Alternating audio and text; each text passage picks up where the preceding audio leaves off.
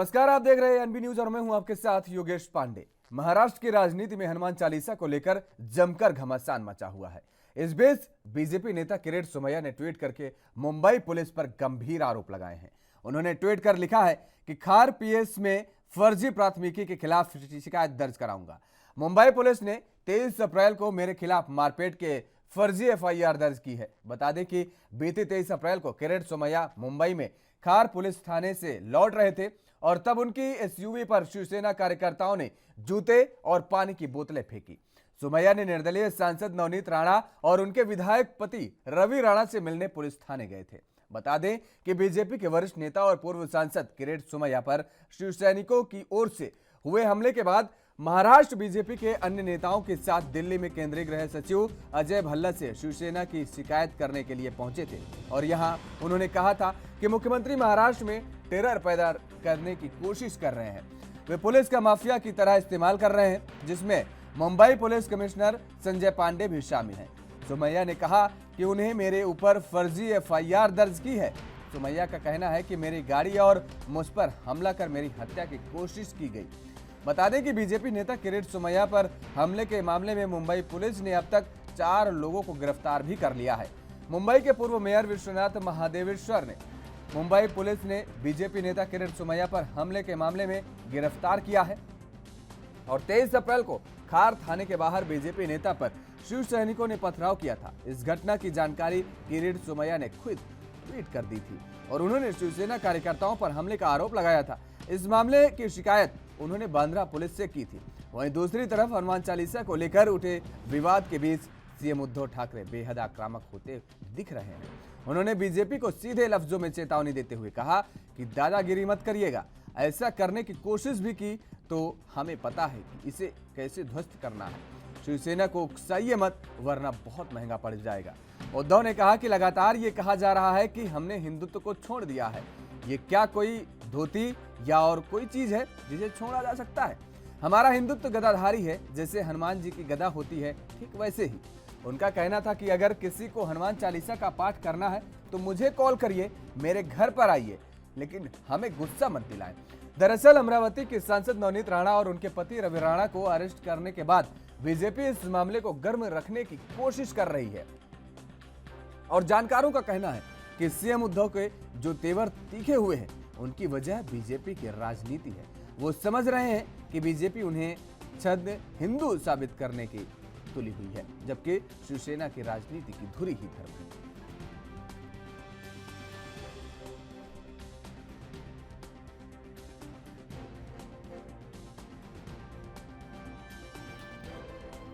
तो महाराष्ट्र की राजनीति में हनुमान चालीसा को लेकर जमकर घमासान मचा हुआ है और इस बीच बीजेपी नेता किरीट सोमैया ने ट्वीट करके मुंबई पुलिस पर गंभीर आरोप लगाए हैं। उन्होंने ट्वीट कर लिखा है कि खार पीएस में फर्जी प्राथमिकी के खिलाफ शिकायत दर्ज कराऊंगा।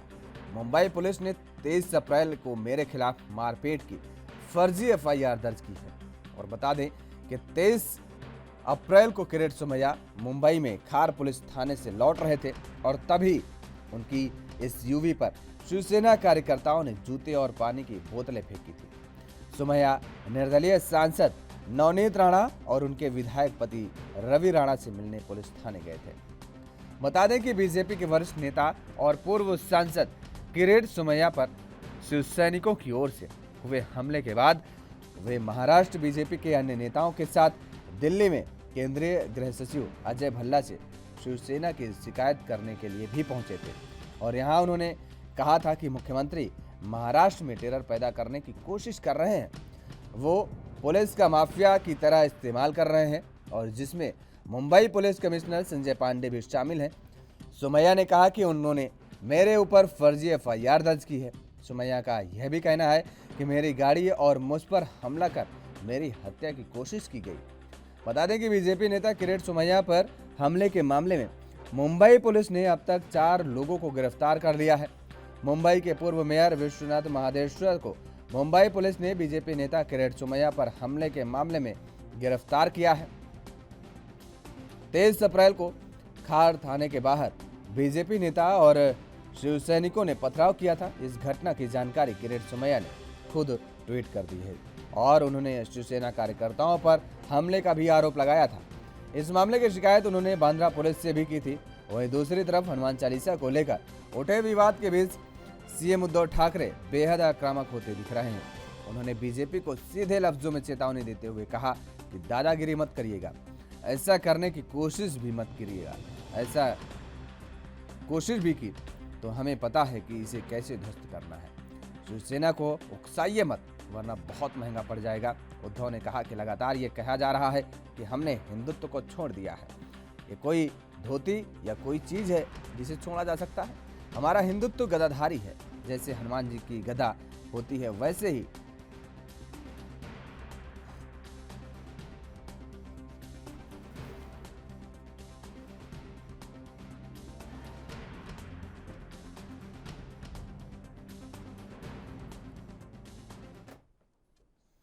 और आज इसी मुद्दे पर चर्चा करेंगे। जिस तरीके से महाराष्ट्र में लगातार सियासत जारी है, सियासत गर्माती नजर आ रही है। लाउड स्पीकर के मामले को लेकर के शुरू हुआ यह मुद्दा और अब हनुमान चालीसा पर यह जंग छिड़ी हुई है। इसी मुद्दे पर आज चर्चा करेंगे और हमारे साथ कुछ मेहमान हैं, आपका परिचय करा देते हैं।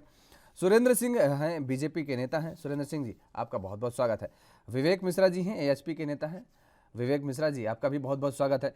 प्रेम कुमार जी हैं, वरिष्ठ पत्रकार हैं। प्रेम कुमार जी, आपका भी बहुत बहुत स्वागत है। प्रेम कुमार जी, सबसे पहले आप ही से समझ लेते हैं कि अब ये लड़ाई किस दिशा में जाती दिख रही है पूरी। देखिए, महाराष्ट्र में जब से महाअघाड़ी सरकार बनी है तब से इस किस्म की चीजें लगातार कुछ न कुछ होती रही हैं। कभी ड्रग्स के मामले को लेकर होता है, कभी मुंबई फिल्मकारों के मामले को लेकर होता है।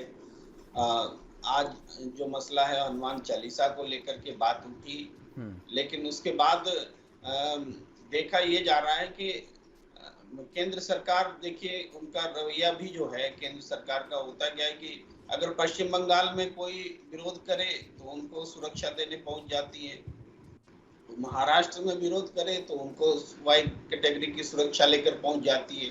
अब बताइए, किरीट सोमैया पीड़ित होकर के अपने आप को पेश कर रहे हैं, उनके साथ जो हुआ वो गलत हुआ, लेकिन उनको अगर वो ये लग्जरी है कि वो केंद्रीय मुख्य सचिव से जाकर के मिल सकते हैं, तो ये लग्जरी दूसरे ना विपक्ष के नेताओं के पास है ना किसी और के पास है। तो इस लग्जरी का बेजा इस्तेमाल नहीं होना चाहिए। जो वहाँ प्रशासन है, प्रशासन की तरफ से लापरवाही हो रही है तो उसका भी उपचार है हमारे यहाँ संवैधानिक व्यवस्था में, लेकिन एक सरकार को अस्थिर करने के लिए तरह तरह से जो प्रोपेगेंडा किया जाता है उसका ये परिणाम है। नहीं तो मसला क्या है? मसला तो बहुत छोटा सा है। किसी ने कहा कि हमें हनुमान चालीसा पढ़ना है, ये एडमिनिस्ट्रेटिव प्रॉब्लम होना चाहिए। ये राजद्रोह का मामला भी कतई नहीं बनता, ये भी कहना जरूरी है कि कोई सरकार अगर राजद्रोह का मुकदमा लगा रही है तो जबकि हनुमान चालीसा पढ़ा भी नहीं गया है, तो फिर हनुमान चालीसा के वजह से राजद्रोह की बात लगाने की बात भी एक प्रोपेगेंडा ही है। तो ये दोनों तरफ से गलतियां हो रही है और दोनों कानून को हाथ में ले रहे हैं। एक ऐसी स्थिति, सबका मोटिव जो है पॉलिटिकल है। जो घटना दिख रही हो वास्तव में वो घटना नहीं है, पीछे से जो है एक दूसरे के प्रति द्वेष की भावना। केंद्र सरकार अपनी एजेंसियों का इस्तेमाल स्टेट गवर्नमेंट को डिस्टेब्लिश करने के लिए कर रही है और आज देख रहे हैं कि स्टेट गवर्नमेंट भी राजद्रोह का इस्तेमाल जनप्रतिनिधियों के खिलाफ कर रही है। दोनों स्थितियां बनी हुई है, दोनों ही मामलों में राजनीति स्पष्ट रूप से दिख रही है। इसका जनता से इस विवाद का कोई लेना देना नहीं है, नेताओं के ईगो की लड़ाई है।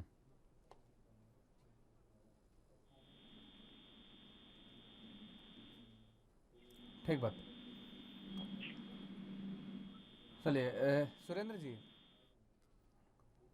अब उद्धव जी की तरफ से कह दिया गया है कि दरअसल अगर हनुमान चालीसा पढ़ना है तो आप उनके घर पर आइए, उनको बता करके आइए, फ़ोन कॉल करके आइए। वो स्वागत कर रहे हैं, कह रहे हैं आप हमारे घर पर आकर के पढ़िए, पूरी व्यवस्था कर रहे हैं। लेकिन अगर आप अराजकता फैलाएंगे, दादागिरी करेंगे, तो शिवसेना को यह बखूबी पता है कि इसका तोड़ क्या है।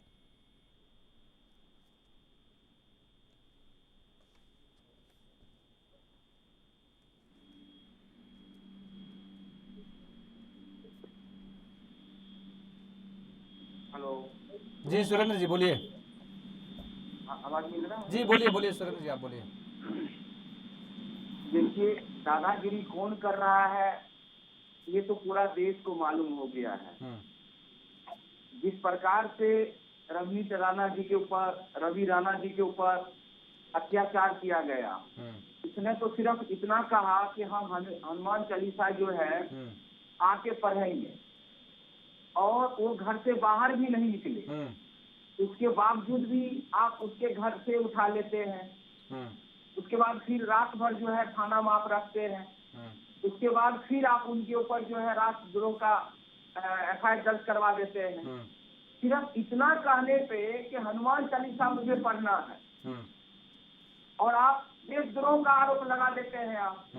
और वो भी एक ऐसे व्यक्ति पे जो खुद जो है जनप्रतिनिधि है और खुद जो है निर्दलीय सांसद है, निर्दलीय विधायक है, 3 बार से निर्दलीय विधायक है। आप सोच के देखिए, जो व्यक्ति 15 साल से निर्दलीय विधायक है, आप उनको सोचिए कि वो जनता के प्रति उनका कितना लगाव है।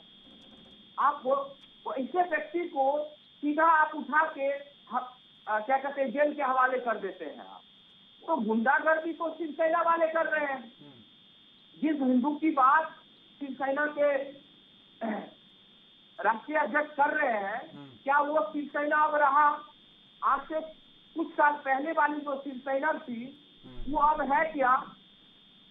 यही शिवसेना अगर देश के अंदर कहीं पे भी किसी प्रकार का, किसी मंदिर के ऊपर या किसी धार्मिक जगह पे किसी प्रकार का कोई भी संगठन अगर किसी प्रकार का आवाज उठाती थी, तो सबसे पहले शिवसेना वाले जो है आगे आते थे। क्या वो अब रहा? उन्होंने तो सिर्फ कहा कि हम हनुमान चालीसा पढ़ेंगे, और उसके ऊपर जो है उनके पुलिस जो है उनको उठा लिया जाता है और उनको जेल भेज दिया जाता है। ये कहाँ का कानून है, कहाँ का संविधान है? एक संविधान है, संविधान की प्रक्रिया है, आप उसके तहत आप उनके ऊपर कार्रवाई कीजिए। अगर उन्होंने गलती किया तो आप गलती का सजा उसको दीजिए। अब इसका मतलब ये नहीं है कि सिर्फ हमने बोला और आप हमको उठा लेंगे। ये तो गुंडागर्दी, और ये तो क्या कहा जा सकता है इस राजनीतिक से? यहाँ तो सिर्फ अपनी राजनीतिक जो है रोटी सेकने के लिए इस तरह की कार्रवाई किया जा रहा है। क्योंकि उद्धव ठाकरे जी को मालूम हो गया है कि जिस हिंदू की वो बात करते थे, जिस हिंदू के कारण वो आज राजनीतिक में है, या महाराष्ट्र से बाहर भी उनका नाम था, वो बिल्कुल जो है खिसक चुका है उनका नाम हिंदू के नाम से। तो वो अपनी राजनीतिक रोटी सेकने के लिए और हिंदू राजनीतिक को बचाने के लिए इस तरह का कदम उठाए। ठीक बात। प्रेम कुमार जी, माफ कीजिएगा, विवेक जी, आप पूरे मामले को, पूरे घटनाक्रम को किस नजरिए से लेते हैं? कह रहा हूँ कि हनुमान चालीसा हिंदुओं की आस्था का विषय है, लेकिन कोई राजनीतिक लाभ के लिए हनुमान चालीसा का राजनीतिकरण करे, ये बेहद दुर्भाग्यपूर्ण है। भारतीय जनता पार्टी की स्थिति इस पूरे मामले में ये साफ हो चुकी है कि वो हनुमान चालीसा अपनी आस्था के लिए नहीं बल्कि उसका राजनीतिक लाभ लेने के लिए कर रहे थे, ये एकदम स्पष्ट है। जहां तक विषय है किरीट सोमैया जी का, मैं पूछना चाहता हूं किरीट सोमैया जी, आपकी भारतीय जनता पार्टी की आप सांसद हैं, आप संसद के सामने जाके हनुमान चालीसा क्यों नहीं करते? आप प्रधानमंत्री आवास के सामने हनुमान चालीसा क्यों नहीं करते? जहां जहां आपकी सरकारें हैं, उत्तर प्रदेश में, गुजरात में, वहां मुख्यमंत्री आवास के सामने क्यों नहीं करते? आप अपने घर की मंदिर में क्यों नहीं करते? अन्य सड़क पर क्यों नहीं करते? आप जहां आपकी सरकार नहीं है वहां राज्य को अस्थिर करने के लिए, राजनीतिक लाभ लेने के लिए हनुमान जी का प्रयोग कर रहे हैं, तो बेहद दुर्भाग्यपूर्ण है। और ये संपूर्ण दुनिया आप जान रही है हनुमान चालीसा करने के पीछे का हेतु क्या है। ठीक बात आप कह रहे हैं। सुरेंद्र जी बताइए आप। देखिए, जिस दल की बात हो रही है, शिवसेना की बात हो रही है, और जहां तक हनुमान चालीसा पढ़ने की बात है, तो भारतीय जनता पार्टी ने नहीं कहा था कि हनुमान चालीसा जो है, हनुमान चालीसा या भगवान राम की बात पिछले 70 साल से तो भारतीय जनता पार्टी कर ही रही है। और हिंदू की लड़ाई तो पिछले 70 साल से भारतीय जनता पार्टी लड़ रही है। उसका हिस्सा शिवसेना भी हुआ करते थे आज से कुछ साल पहले। जब से शिवसेना महाराष्ट्र के अंदर कांग्रेस के साथ एनसीपी के साथ सरकार बनाई, तब से जो है हिंदुत्व और हिंदुओं की बात करना छोड़ दी है शिवसेना। और रवनीत राणा जी ने यही तो कहा उन्होंने कि जिस हिंदू की बात शिवसेना करते थे हम उनको जगाने के लिए बात नहीं होने देंगे। सुनिए सुनिए विवेक, नहीं विवेक जी ने ये नहीं पूछा, विवेक जी ने ये नहीं पूछा, विवेक जी ने ये पूछा है कि आप अपने प्रदेश जहां आपकी सरकार है वहां पर आपके मुख्यमंत्री हैं, उनके घर के सामने आप क्यों नहीं हनुमान चालीसा पढ़ते हैं? आप प्रधानमंत्री आवास के सामने क्यों नहीं पढ़ते हैं? आप सदन के अंदर क्यों नहीं पढ़ते हैं? आप इसका जवाब दीजिए, आप इधर उधर मत घूमिए। नहीं, मैं उसी का जवाब दे रहा हूँ। अरे भगवान राम के नाम तो बीजेपी वाले लेते हैं, तो आता बीजेपी तो वाले भाई, की किसी के घर के सामने वजह आप से कैसे कर देंगे? किसी के घर के सामने नमाज कैसे पढ़ देंगे आप? आपका राज चलता है क्या कि आप जो चाहेंगे वही, मतलब आक्रांता हो गए क्या कोई कि जो चाहेंगे वही करेंगे पूरे देश में? पूरे देश नहीं में आक्रांता है क्या, बताइए पहले। नहीं आक्रांता है क्या, पहले बताइए। आक्रांता है क्या? आप किसी मुख्यमंत्री के सामने, मुख्यमंत्री आवास के सामने नमाज पढ़ सकते हैं क्या? धर्म को एक चश्मे से क्यों देख रहे हैं आप? सर्वधर्म समभाव की भावना है ना, आप बोल रहे हैं आपकी पार्टी करती है? पूरे देश के अंदर जो रोड को जाम करके नमाज पढ़ा जाता है उसके ऊपर क्या कोई कार्रवाई होती है? उसके ऊपर कोई आवाज उठाया जाता है क्या? पढ़ेंगे क्या भाई हनुमान चालीसा? आपको पढ़ना था उनके घर पे। हनुमान चालीसा कोई रोड पे पढ़ने वाली चीज है क्या कि जहाँ बैठ गए? आप विधि विधान से मंदिर में करिए, पूजा पाठ करिए पूरा। आप उनके आवाज पर परमिशन लेते हैं? अरे सुन लीजिए सुरेंद्र जी, एक तरीका होता है, एक संवैधानिक पद पे बैठा हुआ है मुख्यमंत्री। अरे रुक जाइए भाई, तो आप भी लगाइए ना लाउड स्पीकर। आप किसी मुख्यमंत्री पे के आवाज पे हमला कर देंगे क्या? आप किसी मुख्यमंत्री की आवाज में जबरदस्ती घुसेंगे?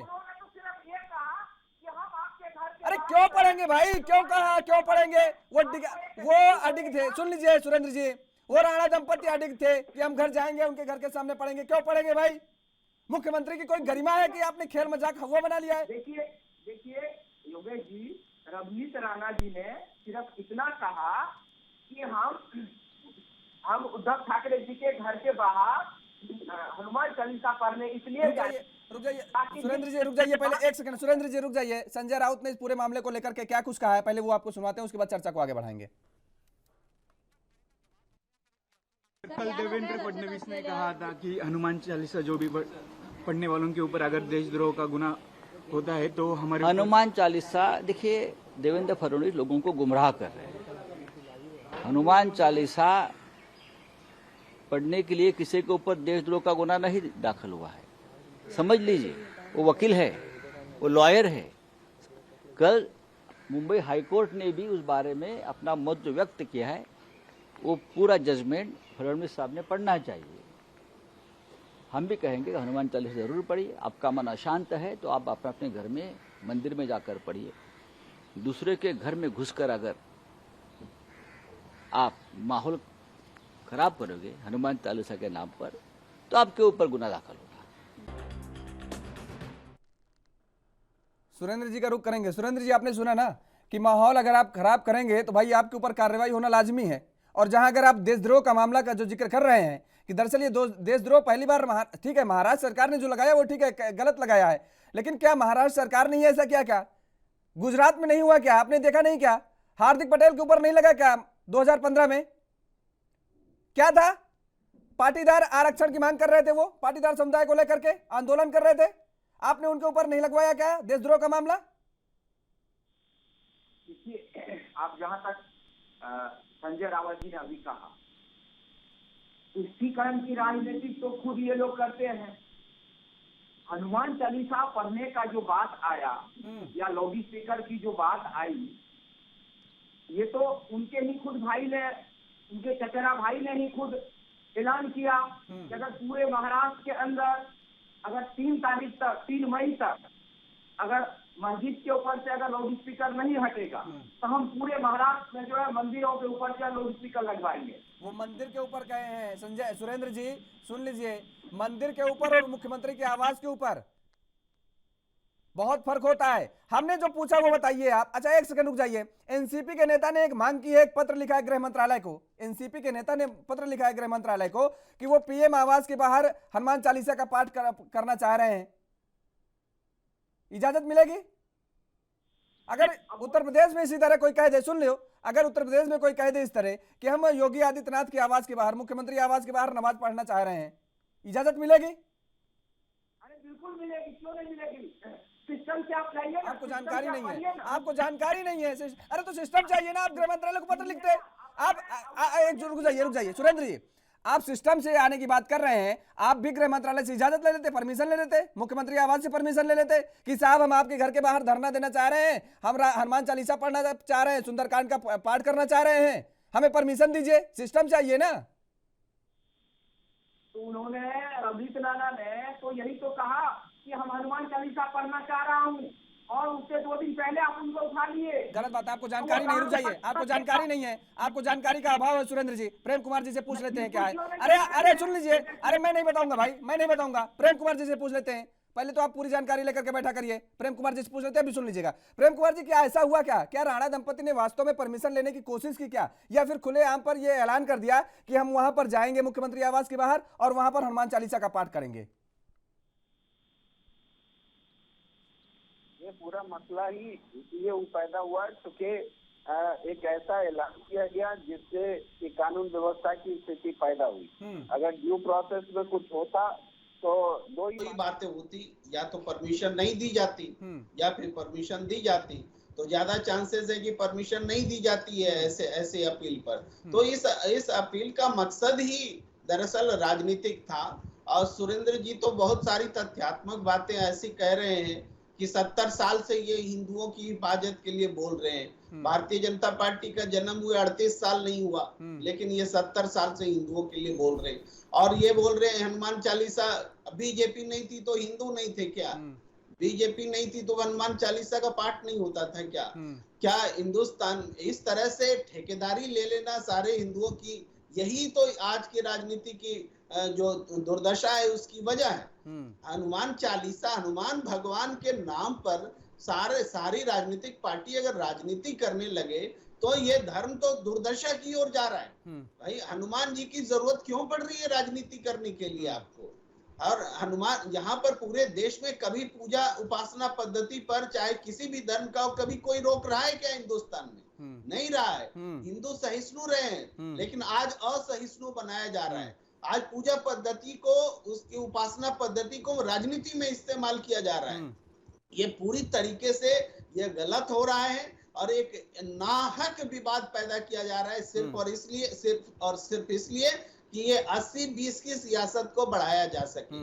अरे आप हनुमान चालीसा पढ़े या न पढ़े, इसका नमाज से क्या लेना देना है? बिल्कुल, नमाज 5 बार पढ़ा जाता है, उसका हनुमान चालीसा से क्या लेना देना है? अगर आपको तकलीफ होती है, सामाजिक मुद्दा है जैसा कि राज ठाकरे ने कहा है, तो उसका सुप्रीम कोर्ट ने गाइडलाइन दे रखा है। आप पूरा अधिकार है सबको सुप्रीम कोर्ट के आदेश का पालन कराने के लिए राज्य सरकार से मांग करने का पूरा अधिकार है, और ये मांग राज ठाकरे कर रहे हैं, इसमें कोई बुराई नहीं है। राज ठाकरे और उद्धव सरकार ने भी कहा है कि हम जो सुप्रीम कोर्ट का आदेश है उसका पालन कराएंगे। आप उत्तर प्रदेश की सरकार को देखिए, उत्तर प्रदेश की सरकार ने गाइडलाइंस जारी किए हैं कि हम नया लाउड स्पीकर किसी नए जगह पर लगने नहीं देंगे, चाहे मंदिर हो या मस्जिद हो, और जहां लगा हुआ है वहां निश्चित वॉल्यूम के साथ उसका इस्तेमाल होगा। तो लाउड स्पीकर हटाने का काम उत्तर प्रदेश में हो रहा है क्या?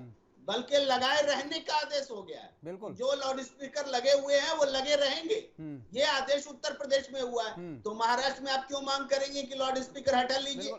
ये फालतू का विवाद जो है पैदा किया जा रहा है। ठीक बात।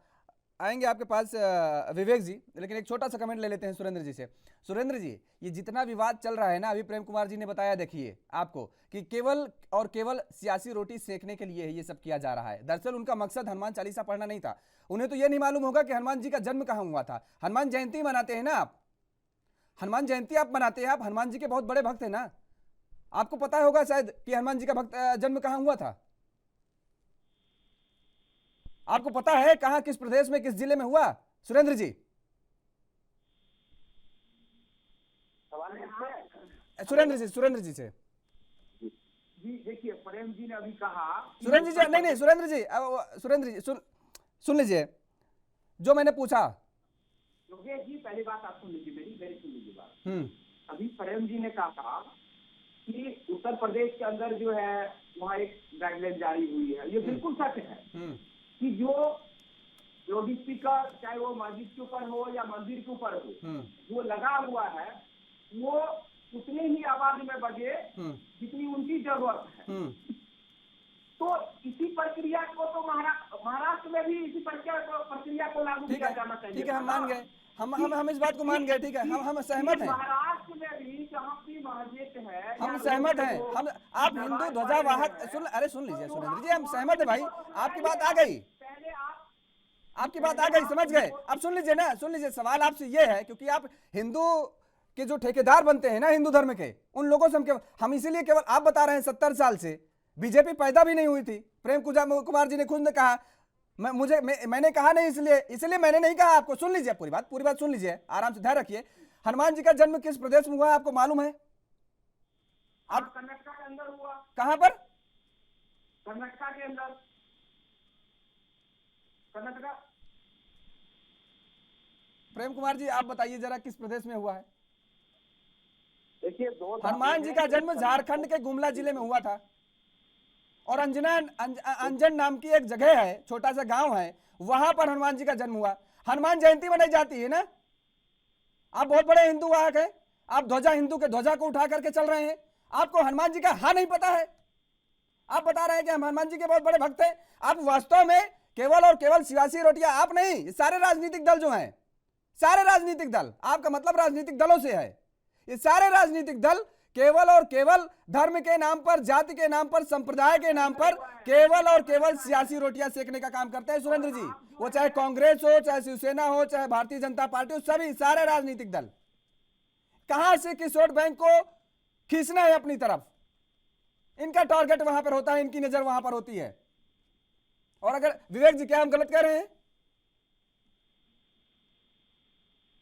विवेक मिश्रा जी, बाकी इनका हिंदुत्व से भी कोई लेना देना नहीं। और विशेष तौर से मैं बार बार कहता हूं, भारतीय जनता पार्टी ने तो हिंदुओं के साथ विश्वासघात किया है। मैं ऐसे तमाम तथ्य दे सकता हूं, इनसे पूछिए कि आपकी सरकार बनने के बाद बीफ एक्सपोर्ट में भारत नंबर 1 कैसे बना? गाय के नाम पर राजनीति करने वाले बताएं कि जब कांग्रेस की गवर्नमेंट थी तो चौथे नंबर पे बीफ एक्सपोर्टर थे हम, भारतीय जनता पार्टी की सरकार के बाद पहले नंबर पे कैसे हो गए? हिंदुओं की आस्था है ना गाय के साथ, बताएं ये हिंदुत्व के ठेकेदार सत्ता में बैठे हुए, पूछिए इनसे पूछिए सुरेंद्र जी से। सुरेंद्र जी तो केवल इधर उधर फिर गोलमोल टहलाने लगते हैं, कहाँ बताएंगे? ये तो फिर चले जाएंगे यहाँ की वहाँ। अगर इनसे पूछेंगे सवाल कुछ तो बताएंगे कुछ ना। ये केवल ठेकेदारी, देखिए ये केवल ये बताएंगे कि हम ठेकेदार हैं। ऐसे ही लोग हर संप्रदाय में हैं, ऐसा नहीं है, हर धर्म के लोग हैं, वो अपने आप को ठेकेदार तो बताते हैं, लेकिन जानकारी उन्हें कुछ नहीं है। आगे पूछ लो कि वो क्या करते हैं अपने धर्म के लिए, उनसे अगर ये पूछ लिया जाए। इनकी जो महाराष्ट्र की पीड़ा है, मैं आपको बता दूं, वो पीड़ा सिर्फ इसलिए है कि शरद पवार के बेटे के साथ इन्होंने चोरी चुप के सरकार बना ली थी तो सही था। उद्धव ठाकरे ने बाद में कांग्रेस और एनसीपी के साथ बनी तो वो अपराधी हो गया। ये महबूबा मुफ्ती के साथ सरकार बनाएंगे कश्मीर में, 10,000 कश्मीरी पत्थरबाजों के केस वापस करेंगे, इन्होंने वो सही किया। उन्होंने बाला साहब ठाकरे की आत्मा पे कुठाराघात कर दिया कांग्रेस के साथ जाके, और इन्होंने महबूबा मुफ्ती के साथ जाकर के श्याम प्रसाद मुखर्जी की आत्मा को बड़ी प्रसन्नता प्रदान की थी। इनका चेहरा आपके माध्यम से मैं समाज में बेनकाब करना चाहता हूं कि हिंदुत्व के राष्ट्र के फर्जी ठेकेदार हैं। ठीक बात। उसने कांग्रेस के साथ बाला साहब की आत्मा को ठेस पहुंची, और जब इन्होंने महबूबा मुफ्ती के साथ बनाई तो श्याम प्रसाद मुखर्जी को कैसा लगा होगा?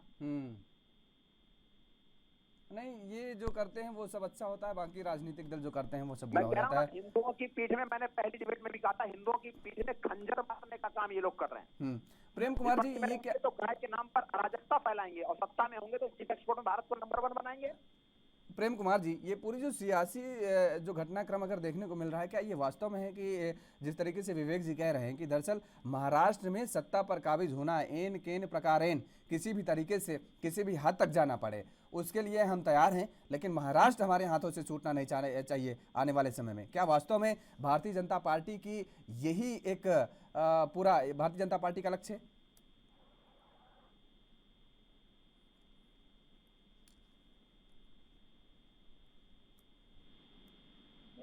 लेकिन इसी सरकार को गिराने के लिए केंद्र सरकार की एजेंसियों का इस्तेमाल हो, तब ये जरूर संघवाद पर हमला है, राजनीति को कलुषित करने का, प्रदूषित करने का प्रयास है। आप देखेंगे, देखिए जब यहाँ लखीमपुर खीरी कांड हुआ था 3 अक्टूबर को, तो उसी दिन 3 अक्टूबर को मुंबई से शाहरुख खान के बेटे आर्यन खान का केस उठा लिया गया और जिस तरह से हंगामा मचाया गया कि पूरी सरकार अब गिरी की तब गिरी। फाइनली क्या हुआ, आर्यन खान मामले में आप जानते हैं कि कोई भी ऐसा मामला नहीं निकला।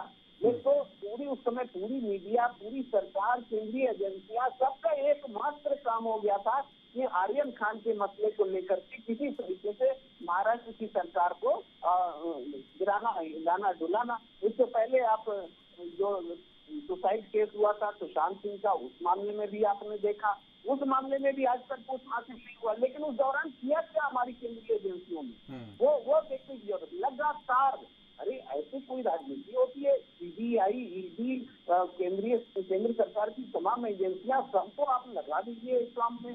ये गलत हो रहा है।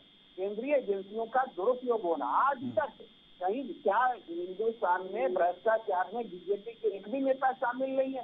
लगातार तो कर्नाटक में भी मामले सामने आ रहे हैं। कभी सुना अपनी क्या कि ईडी उनके घर में छापा मार रही है, कि सीबीआई छापा मार रही है? यानी बीजेपी विपक्ष का कोई नेता अगर बीजेपी में चला जाता है तो उनका ईडी, सीबीआई सब मामला खत्म होता है। और जैसे कहीं चुनाव सामने आता है, वहाँ सबसे पहले ईडी और सीबीआई भेज दिया जाता है। तो इस तरीके से अगर आप देश के फेडरल स्ट्रक्चर को, देश की जो स्वायत्त संस्थाएं हैं, जो प्रदेश के स्तर पर संघीय व्यवस्था है, उसको आप तोड़ फोड़ करेंगे, राजनीति को इस तरीके से दुरुपयोग करेंगे, तो निश्चित रूप से ये खतरनाक बात है। क्योंकि कल आप भी केंद्र की सत्ता जीवन भर की ठेकेदारी को लेके आए नहीं कि हमेशा सत्ता आपके पास रहेगी। कल आप भी विपक्ष में जाएंगे। राजीव गांधी से बड़ा बहुमत तो नहीं है आपके पास आज भी, तो राजीव गांधी को भी विपक्ष में जाना पड़ा था, तो आप भी एक दिन विपक्ष में जाएंगे। तब क्या इन चीजों को सही ठहराएंगे आपके साथ की अगर यही हथकंडे तैयार होंगे? सवाल है कि हम वातावरण जो लोकतंत्र का है उसको कैसे बचा कर रखें, ताकि आने वाले समय में भी लोकतांत्रिक ढांचों से कोई खेल न कर सके। ये जरूरी है और इसके लिए वर्तमान आचरण को दुरुस्त करना बहुत जरूरी हो जाता है। बिल्कुल ठीक बात कह रहे हैं आप। सुरेंद्र जी, कल एक बैठक बुलाई गई थी सर्वदलीय, अभी लाउड स्पीकर का जिक्र हो रहा था, तो महाराष्ट्र सरकार ने सर्वदलीय बैठक बुलाई है। भाई अगर आप चाहते हैं कि इस पर कोई राय निकले, कोई मशविरा हो और उसका जो है किसी मतलब शांति तरीके से बैठ करके निष्कर्ष निकाला जाए और उसका जो समस्या है उसका समाधान हो जाए, तो भाई आप लोग क्यों नहीं बैठक में गए?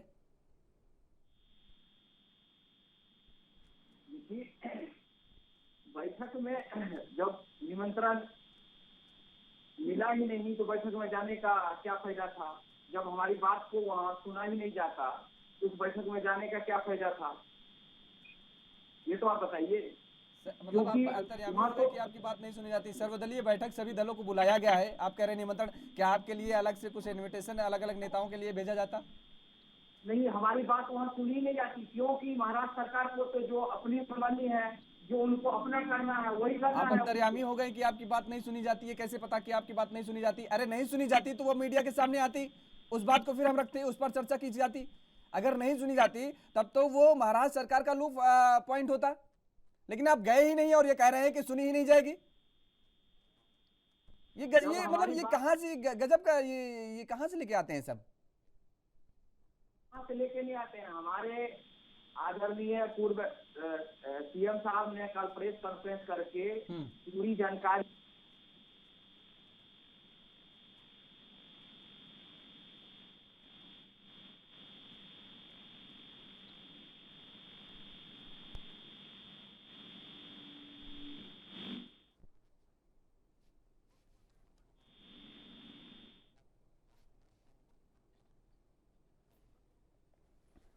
चलिए आते हैं आपके पास। आवाज़ आपकी क्लियर नहीं हो रही है सुरेंद्र जी।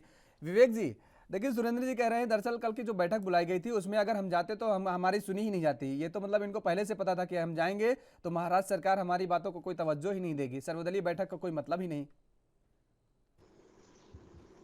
उठाते, अपने विषय को रखते और उसके बाद अगर सरकार इनकी बात को महत्व न देती तब वह इनको विरोध का विषय बनना चाहिए था, मीडिया का विषय बनना चाहिए था, वहां थू थू होती महाराष्ट्र सरकार की। लेकिन इनको पता था कि हम जाएंगे तो हमारी बात वहां मानी जा सकती है, इसीलिए हमको कुल मिला के चितपट कैसे भी करके विरोध करना है, महाराष्ट्र को अस्थिर करना है। ये इनका एकमात्र ध्येय है, पहले से तय है। इसीलिए किरीट सोमैया ये अच्छा मानो निर्दलीय सांसद विधायक अपना कर भी रहे थे हनुमान चालीसा। क्यों कूद रहे थे आप उसमें फिर? और कूद रहे थे आप, इतने बड़े हनुमान भक्त हो तो पहले अपने घर से शुरू करो, अपने, मैंने बार बार कह रहा हूँ, संसद के सामने करो, आप संसद सदस्य है ना, प्रधानमंत्री आवास के सामने करो ना आप। लेकिन इनको कुल मिला के महाराष्ट्र, मैं बार बार कह रहा हूँ, पीड़ा की जो जड़ है वो सिर्फ यही है कि उद्धव ने वहां सरकार कैसे बना ली। एनसीपी के साथ उन्होंने भी बनाई थी, आपको ध्यान में होगा। एक चीज और मेरे जहन में आ रहा है विवेक जी, एक चीज और मैं आपको बता दूं। सुरेंद्र जी आप सुन रहे हैं ना, आपको आवाज आ रही है? वो चलिए ठीक है, सुरेंद्र जी को शायद आवाज नहीं मिल पा रही है। विवेक जी बता दें कि जो मेरी जानकारी में है वो तमाम सारे ऐसे दरगाह हैं जैसे मुस्लिम लोगों के, मुस्लिम समुदाय के जो धर्म के आस्था के जो प्रतीक है ना, वहां पर भी वो राणा दंपति गया है और जाता है।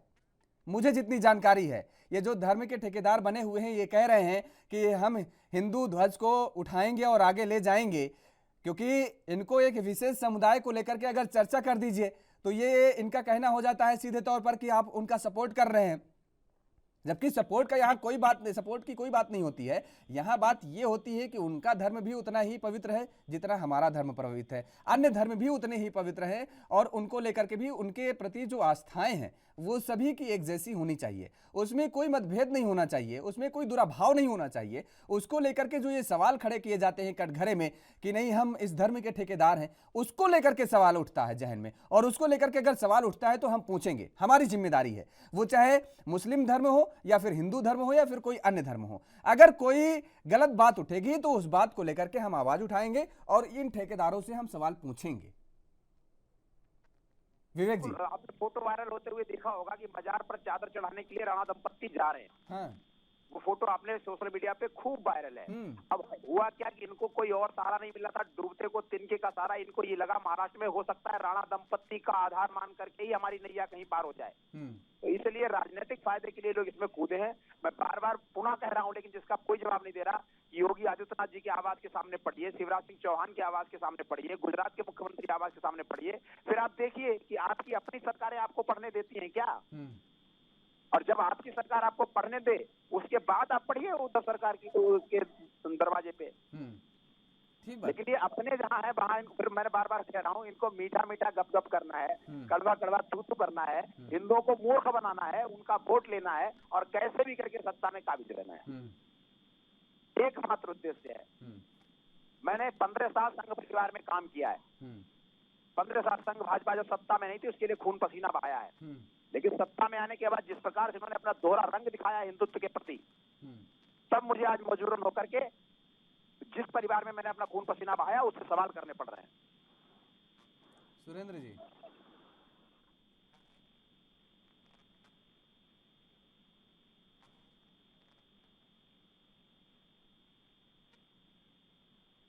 सुरेंद्र जी आवाज आ रही है? चलिए, सुरेंद्र जी को संपर्क नहीं हो पा रहा है। विवेक जी, लेकिन जिस तरीके से ये लोग कह रहे हैं कि दरअसल भारतीय जनता पार्टी के नेता लगातार ये दावा कर रहे हैं कि महाराष्ट्र सरकार में जिस तरीके से जो वहाँ पर टेरर फैलाने की कोशिश की जा रही है सरकार की तरफ से, और उसमें सबसे बड़ी बात ये कहा जा रहा है कि पुलिस का सहारा लिया जा रहा है, पुलिस की भी मिली भगत इसमें बताई जा रही है कि पूरा पुलिस का सहयोग है, और वहाँ पर जो डर का भय का माहौल पैदा किया जा रहा है, और भारतीय जनता पार्टी के नेताओं पर जो है ये बेवजह जो है प्रताड़ित करने का आरोप लग रहा है कि इन पर आरोप लगाया जा रहा है कि प्रताड़ित किया जा रहा है। और अब तो आप देखते होंगे सबसे बड़ी बात कि हिंदू धर्म को लेकर के जिस तरीके से ध्वजावाहक का जिक्र जब किया जाता है तो वो ये कहा जाता है कि शिवसेना एक समय पर थी लेकिन अब नहीं है, और शिवसेना की तरफ से ये कहा गया है, उद्धव ठाकरे साहब की तरफ से ये कहा गया है कि दरअसल ये कोई धोती नहीं है या कोई सामान नहीं है जिसे उतार कर रख दिया जाए, ये उनके हनुमान जी के गदा की तरह है। जिस तरीके से हनुमान जी का गदा हमेशा उनके साथ रहता है, वैसे शिवसेना के साथ हिंदुत्व हमेशा साथ रहता है। देखिए, सत्ता में बैठकर अगर कोई इतनी बड़ी बात कहता है सिस्टम में, तो मुझे लगता है कि ये बहुत बड़ी बात है जो कहते हैं कि हिंदुत्व तो मेरी गदा की तरह, हनुमान जी की गदा की तरह अभी मेरे साथ है। लेकिन मैं मानता हूँ एज सरकार भी शिवसेना को, यदि हम एज सरकार देखें, हिंदुत्व के नाम पर संगठन अलग विषय है, एज सरकार देखें तो जब तक वह कानून व्यवस्था को मेंटेन करने के लिए कोई कदम उठाता है, अराजकता को रोकने का प्रयास करता है, तो मैं उसे किसी भी कीमत पर गलत नहीं मानता। हाँ, तुष्टीकरण की बात यदि शिवसेना करे, मुसलमानों को बढ़ावा देने की बात करे, तब हम कह सकते हैं कि उसने हिंदुत्व को छोड़ा है। हाँ, मुझे ऐसा लगता है कि शिवसेना इस समय हिंदुत्व और प्रशासन, जो उसकी नैतिक संवैधानिक जिम्मेदारी है, उन दोनों को साथ लेकर के चल रही है। ठीक बात। सुरेंद्र जी, आवाज आ रही है आपको? देखिए, बार बार आपके ऊपर चलिए ठीक है, सुरेंद्र जी को नहीं मिल पा रही, प्रेम कुमार जी आप ही पास आते हैं। ये अब जो अभी तक बीजेपी की तरफ से ये कहा जा रहा था, दरअसल कि उद्धव ठाकरे साहब की तरफ से कोई बयान नहीं आ रहा, उद्धव ठाकरे साहब कोई बयान नहीं दे रहे हैं। अगर वो हिंदुत्व के प्रति उनकी इतना सॉफ्ट कॉर्नर है वो, तो उनको सामने आना चाहिए, कोई बयान देना चाहिए। कल तक लगातार यही बयान जारी थे, बीजेपी के नेताओं की तरफ से यही बयानबाजी की जा रही थी और कहा जा रहा था। लेकिन जब कल उद्धव ठाकरे ने ये कह दिया कि अगर आपको हनुमान चालीसा करनी है तो आप हमारे घर पर आइए, हम अपने घर पर पूरी व्यवस्था के साथ आपको हनुमान चालीसा पढ़वाएंगे, हम भी पढ़ेंगे, तो इसमें भाई दिक्कत कहाँ आ रही है? इसमें जो बयान सामने आया है, इससे तो ये साफ तौर पर इशारा इसी ओर है ना कि जो हिंदुत्व को छोड़ने का आरोप लगाया जा रहा है शिवसेना पर, वो बरकरार है। वो कह रहे हैं कि घर पर हम सम्मान के साथ आपको बैठा लेंगे, हनुमान चालीसा भी पढ़ाएंगे, चाय भी पिलाएंगे, आप आइए करिए। तो ये बीजेपी के नेता जो हैं, ये घर के बाहर पर ही क्यों हनुमान चालीसा बैठ करके करने पर तुले हुए हैं? देखिए, मुझे लगता है कि ये उद्धव ठाकरे जी दबाव में आ गए। भारतीय जनता पार्टी ने जो राजनीतिक चाल चली, उस कारण वो दबाव में आ गए। उनको कहना पड़ा कि हम हिंदुत्व के साथ हैं और हिंदुत्व हमारे हिस्से में। ये कहने की जरूरत क्या है? जो व्यक्ति हिंदू है, जो व्यक्ति हिंदुत्व के साथ है, कोई भी हो, उसको बोलना पड़े कि हम हिंदुत्व का पालन करते हैं या हिंदू है, इसका मतलब है कि हम किसी के दबाव में बोल रहे हैं। इसका मतलब तो सबसे बड़े उद्धव ठाकरे जी ने जो भी कहा, एक तो मुख्यमंत्री के तौर पर इस तरह की बातें कही जानी, इसका मतलब सबसे बड़े मैं सही नहीं मानता जी। प्रेम, सबसे बड़े दबाव में इसका मतलब बीजेपी है, क्योंकि बीजेपी तो हर जगह कहती है कि हम हिंदुत्व के ठेकेदार हैं। अगर वो ये कह रही है, नहीं, बीजेपी भी यही सवाल उठाती है कि अगर आप ब्राह्मण हैं तो जनेऊ दिखाने की क्या जरूरत है? अगर आप धर्म के ठेकेदार नहीं हैं, आप धर्म के प्रति अपनी इतनी संवेदनाएं प्रकट करते हैं और सॉफ्ट कॉर्नर रखते हैं, तो आपको धर्म के प्रति ये सब दिखावा करने की क्या जरूरत? तो इसका मतलब कि सबसे ज्यादा तो दिखावा बीजेपी करती है। बीजेपी कह रही है कि भाई हम बाहर करेंगे, हम हिंदुत्व के ठेकेदार हैं, हिंदुत्व को लेकर के चले हैं और आगे भी लेकर के चलेंगे। तो दबाव में अगर देश के हम ये नहीं कह रहे राजनीतिक दबाव में, हम ये कह सकते हैं कि देश के हिंदू आवाम के, इसलिए हिंदू आवाम मैं जोड़ रहा हूं, देश के हिंदू आवाम के दबाव में भारतीय जनता पार्टी है। देखिए, भारतीय जनता पार्टी की एक अलग नीति रही है और उस हिसाब से वो चली है, लेकिन दूसरे दल उस हिसाब से नहीं चले हैं।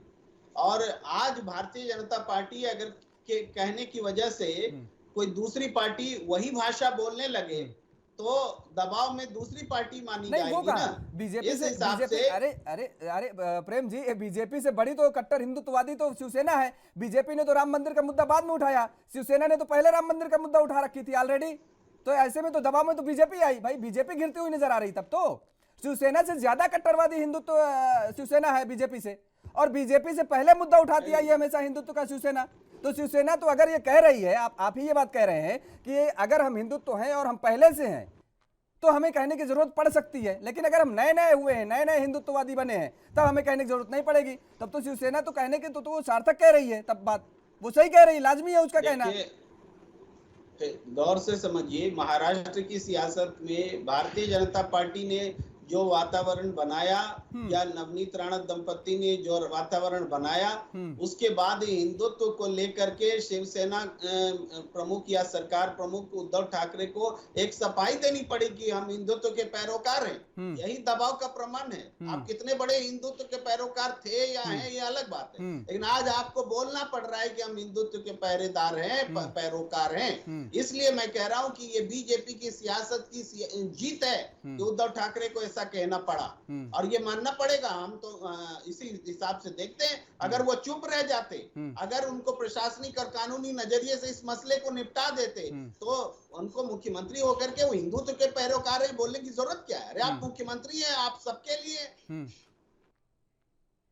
ठीक बात। चलिए सुरेंद्र जी, ये देखिए बड़ी बात कह दी है प्रेम जी ने। यहाँ पर भी एक बड़ा सवाल उठता है कि वास्तव में प्रेम जी ने कहा जरूर है शिवसेना को टारगेट किया है, लेकिन सबसे बड़ा जो टारगेट किया है वो बीजेपी पर टारगेट किया है। वो इसलिए कि दरअसल में आपका कोई हिंदुत्व से लेना देना नहीं। प्रेम जी का सीधा वो उन्होंने कहा जरूर है कि शिवसेना को जवाब देना पड़ा, लेकिन वजह है आप, यानी आपके लिए उन्होंने कहा है कि सियासी राजनीति जो आप कर रहे हैं वो सियासी जीत हुई आपकी, यानी आपका केवल मकसद था सियासत को लेकर के अपनी सियासी रोटियां सेकना, और उसमें आप सफल कामयाब होते नजर आ रहे हैं। जनता के मुद्दों से आपका कोई लेना देना नहीं, हिंदुत्व के मुद्दे से आपका कोई लेना देना नहीं। प्रेम कुमार जी ने सीधे तौर पर एक बहुत बड़ा, संक्षेप में अगर कहें तो परोक्ष रूप से बहुत बड़ा सवाल आप पर खड़े किए हैं।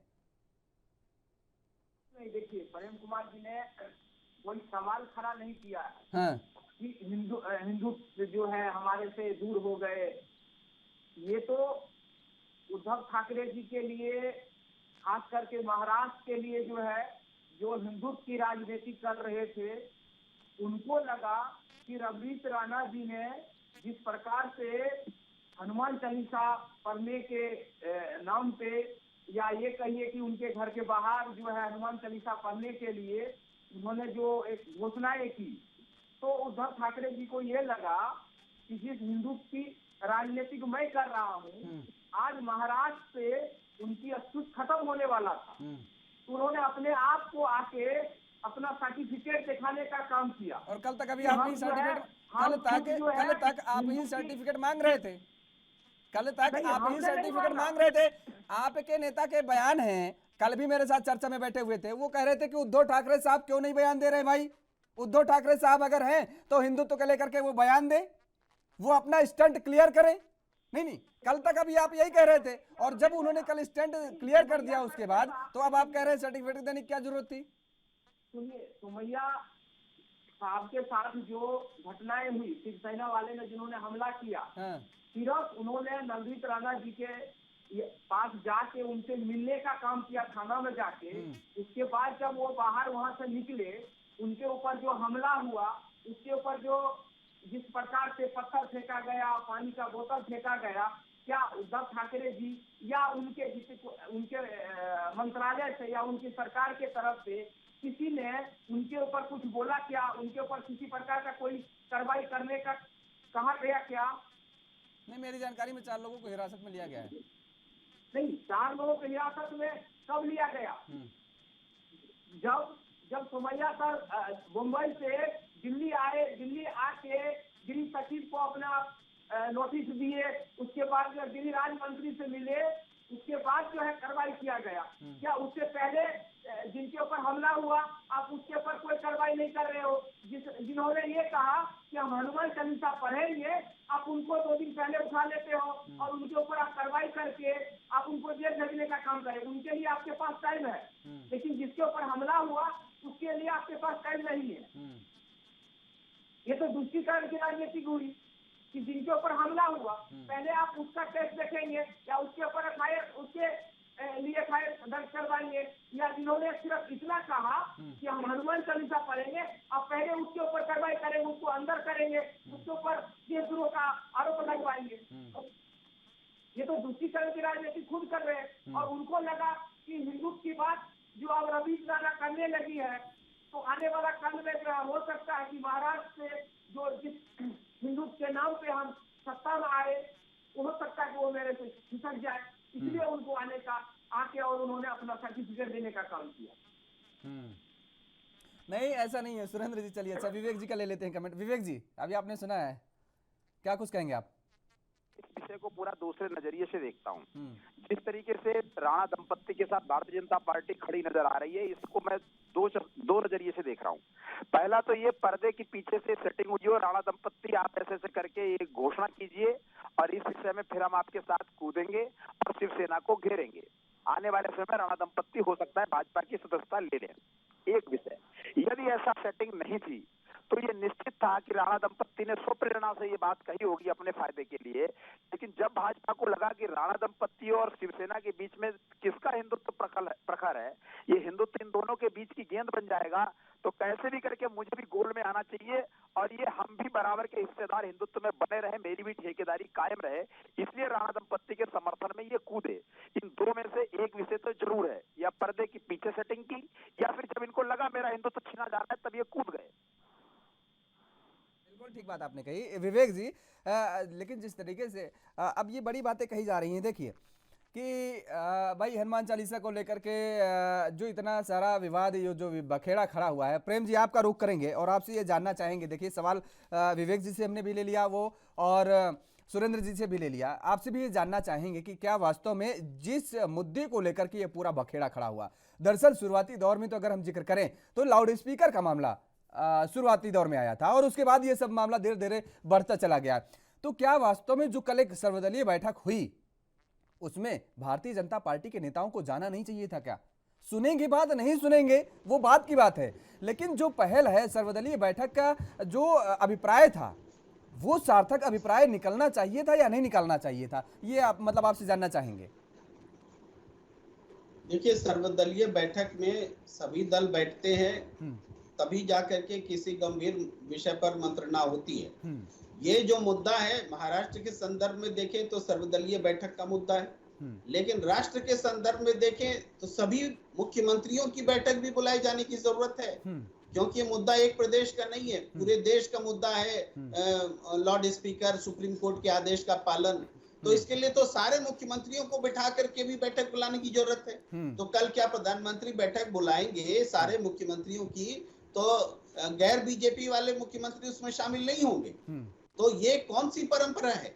आप सर्वदलीय बैठक की परंपरा को बनाए और मजबूत रखने की जरूरत है कि उसको तोड़ने की जरूरत है? इस हिसाब से मेरा मानना है कि सर्वदलीय बैठक जब खास करके कोई भी अगर सत्ताधारी दल है अगर बुलाता है तो उसमें सम्मिलित तो होना ही चाहिए। आप उससे सहमत रहिए, असहमत रहिए, मानिए नहीं मानिए, वो आपकी स्वतंत्रता है। तो जब कभी प्रधानमंत्री बुलाए बैठक, जब कोई मुख्यमंत्री बुलाए बैठक, तो ऐसे बैठक में राजनीतिक दलों को शामिल होना चाहिए, ये मोटे तौर पर मेरा मानना है। जी सुरेंद्र जी, आपने कहा आपकी बात नहीं सुनी जाती, प्रेम कुमार जी ने बहुत बड़ी बात कही है। केंद्र सरकार कल को अगर सर्वदलीय बैठक बुलाएगी और उसमें कांग्रेस या जहां पर आपकी सरकार नहीं है उन राज्यों के मुख्यमंत्री उस सर्वदलीय बैठक में शामिल नहीं होंगे और वो यही आरोप लगाएंगे, तो क्या आप हमारे साथ चर्चा में ये बात को स्वीकारेंगे क्या कि नहीं, हाँ वास्तव में जो है बात नहीं सुनी जाती है? क्या आप इस बात को स्वीकारेंगे? जी देखिए, प्रेम जी ने जो बात कही है बिल्कुल सही कही है कि सुप्रीम कोर्ट का आदेश या पूरे देश के अंदर जो आज जिस प्रकार से जो है ये दंगे या अदर प्रकार के जिस प्रकार से आज माहौल खराब हो रहा है, इसके लिए जो है केंद्र सरकार को जो है एक बैठक बुलानी चाहिए। इससे मैं सहमत हूँ, इसमें कहीं भी किसी प्रकार का कोई शक नहीं है, ताकि पूरे देश की जो है व्यवस्थाएं जो है वो किस प्रकार से सही चले, इसके लिए जो है ये बैठक बहुत जरूरी है। ये तो एक बात है। दूसरी बात, मेरा एक सवाल है कि जिस प्रकार से आज पिछले 2-3 दिन से महाराष्ट्र हो, चाहे वो दिल्ली हो या अदर जगह पे, चाहे राजस्थान हो या अदर जगह पे जो ये दंगा हुई या तमाम ऐसे चीज हुई, या राजस्थान में 350 साल पुरानी मंदिर तोड़ दिया गया। जो लोग आपने एक सप्ताह पहले देखा होगा जहांगीरपुरी के अंदर जो है, अरे जहांगीर नहीं जाएंगे भाई आप, फिर वो हमने कहा ना कि आप गोल गोल घुमाने लगते हैं। योगेश जी पहले मेरी बात तो सुन लीजिए। नहीं, समय का अभाव है, समय का अभाव है, इसलिए इतना लंबा नहीं खींच पाएंगे। नहीं, मेरी बात सुन लीजिए, मुझे बस 20 सेकंड 20 सेकंड दी। 10 सेकंड में आप अपनी बात रखिए। जहांगीरपुरी में जो घटनाएं घटी, वहां पर जिस प्रकार से कांग्रेस के नेता हो, आम आदमी पार्टी का नेता हो या वामपंथी दल का सीपीआई का नेता हो, वो तमाम लोग वहां जाके वहां के माहौल को जो खराब करने का काम किया, और तो महाराष्ट्र में भी 2 दिन से हो रहा है, इसके ऊपर क्या किसी को एक ट्वीट भी करने की जरूरत नहीं है क्या? ट्वीट क्या इसके ऊपर बोलने की जरूरत नहीं है क्या? जब सर्वदलीय बैठक जब सार्थक हो रही है, सर्वदलीय बैठक बुलाई जा रही है, ट्वीट के करने की क्या जरूरत है? जब हम आमने सामने बैठ करके चर्चा की पहल कर रहे हैं तो सोशल मीडिया पर जाने की क्या जरूरत है? कब हुई?